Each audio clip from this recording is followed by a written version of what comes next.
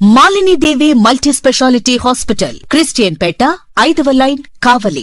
Doctor Guttipati Malinidevi, MBBS, MS, OBGY, కాన్పులు మరియు గర్భకోశ వ్యాధి నిపుణులు.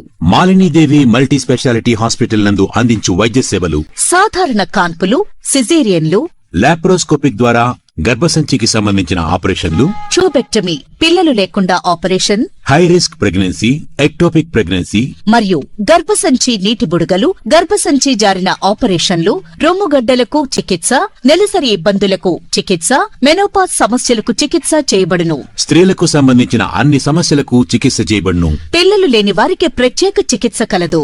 ముఖ్య గమనిక: మా హాస్పిటల్ నందు కాన్పోయిన తరువాత తల్లి బిడ్డను ఉచితంగా మా వాహనంలో క్షేమంగా ఇంటికి చేర్చబడును.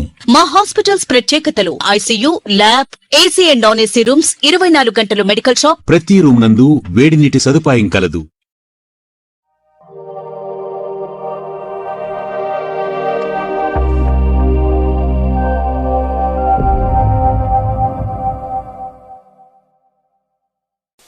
Welcome to CMD news. నా పేరు కామాక్షి. ముందుగా నేటి వార్తా విశేషాలు.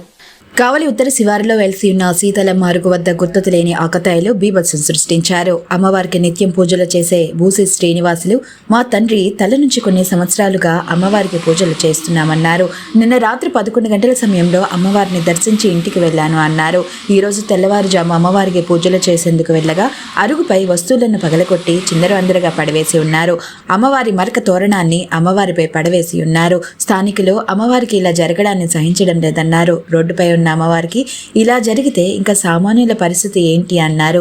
1వ పట్టణ పోలీసులు సమాచారం తెలుపగా 1వ పట్టణం ఎస్ఐ సుమన్ హుటాహుటిన సంఘటనా స్థలానికి వచ్చి పరిశీలించారు.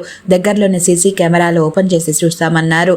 ఇలాంటి అరాచకాలకు పాల్పడితే ఎవరిని క్షమించమని ఎస్ఐ హెచ్చరించారు.